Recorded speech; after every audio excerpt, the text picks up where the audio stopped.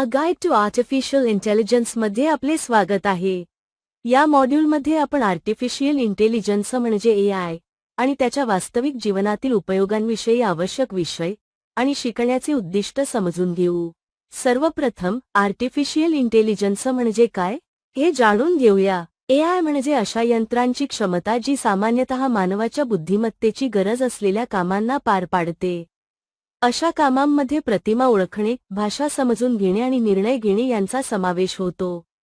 उदाहरणार्थ, सेरी आणि अलेक्सा सारखे व्हॉइस असिस्टंट आपले आदेश समजून घेण्यासाठी आणि अचूक प्रतिसाद देण्यासाठी एआयचा वापर करतात.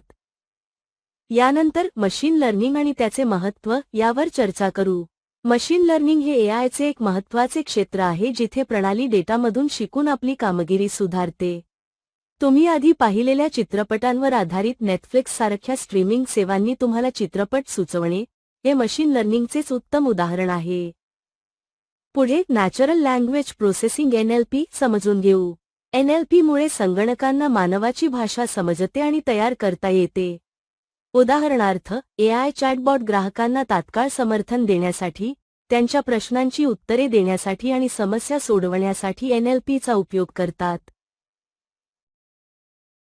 यानंतर कॉम्प्युटर व्हिजन बद्दल शिकू, जिथे एआय दृश्य माहिती समजून घेते. सेल्फ ड्रायव्हिंग कार पादचारी, ट्रॅफिक सिग्नल आणि इतर वाहन ओळखून सुरक्षित ड्रायव्हिंग सुनिश्चित करतात. हे कॉम्प्युटर व्हिजनचे उदाहरण आहे. पुढचा महत्त्वाचा विषय म्हणजे रोबोटिक्स आणि ऑटोमेशन. एआय उद्योगांमध्ये क्रांती घडवत आहे आणि पुनरावृत्ती होणारी कामे स्वयंचलित करत आहे.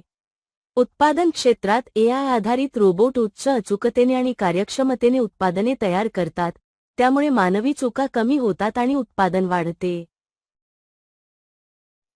शेवटी एआय मधील नैतिक विचार यावर चर्चा करू. एआय सर्वत्र वाढत असताना त्याच्या नैतिक परिणामांचा विचार करणे गरजेचे आहे.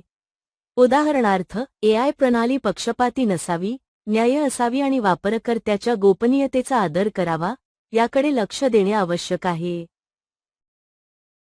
या मॉड्यूलच्या शेवटी तुम्हाला आर्टिफिशियल इंटेलिजन्सची संपूर्ण समज येईल, त्याचे उपयोग कसे होतात आणि जबाबदारीने एआय विकसित करताना कोणते नैतिक मुद्दे लक्षात ठेवणे गरजेचे आहे हे कळेल. चला, आता एआयच्या रोमांचक जगात प्रवेश करूया.